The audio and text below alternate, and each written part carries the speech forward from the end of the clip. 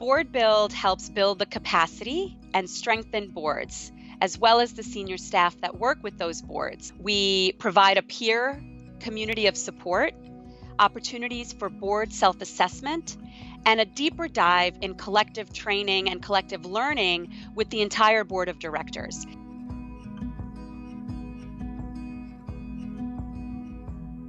Some of the pain points for organizations is our board's disengaged, our board is too small, we don't know where to find new board members, our board isn't diverse, and if you're running meetings that no one wants to come to, that's a very difficult place to be.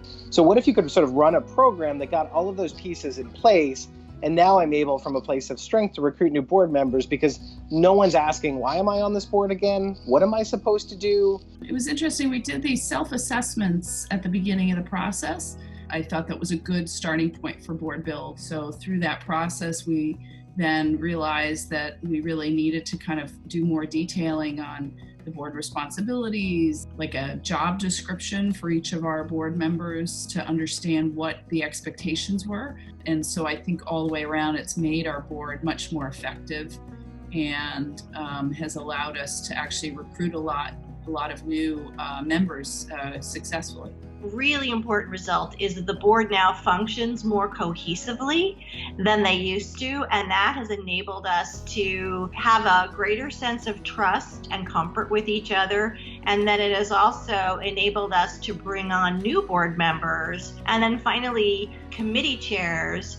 Whereas before they were much more passive, now they are exerting more of a leadership role on their committees. There are two kinds of benefits. The first type is all of the hard benefits, the things that you can measure. We are going to have a stronger board. We're going to have better recruitment. We're going to have committees that make more sense. We're going to have roles and responsibilities clearly defined. Our culture is going to be improved.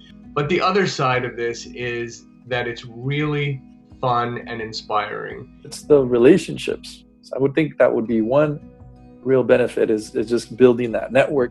Maybe it's a network of executive directors or boards that are struggling with the same issues. And then second, from a learning perspective, I mean, that's how we learn. That's why people like to go to a classroom environment, because you get to exchange ideas with other people and things are more likely to stick.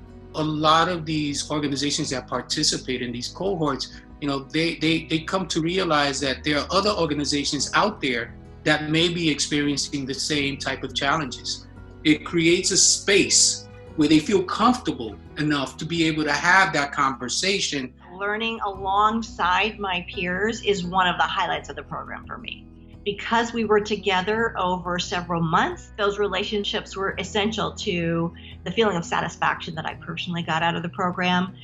Our goal is strengthening organizations so that they can do things themselves. So our success is when somebody barely even notices that we're finished because they have got it, they understand it, they're working well on things. There's a lot of research that shows how much leaders make a difference to how an organization can meet its goals.